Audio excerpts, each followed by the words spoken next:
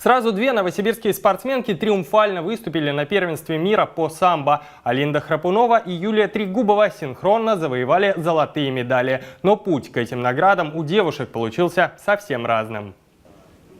Раннее утро, аэропорт, юные самбисты, родные и друзья встречают чемпионок. Две новосибирские девушки – сильнейшие спортсменки мира в своих категориях. Для Юлии Трегубовой это дебютное первенство и сразу победа.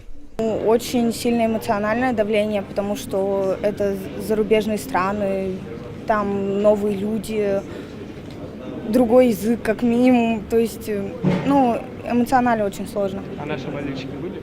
Да, наша сборная команда России очень хорошо поддерживала, и особенно в финалах. Если для Юлии это первенство мира было дебютным, то Алинда Храпунова уже проходила этот путь. Ее главная соперница преградила дорогу на вершину в прошлом году, но теперь новосибирская спортсменка сумела взять реванш. Волнение, с которым я не могла справиться, оно просто никуда не уходило, не могла ничего поделать. И в этом году стимулировало то, что выполнила мастера спорта международного класса, и я не могла отдать победу девочке, которой я уже отдала в прошлом году.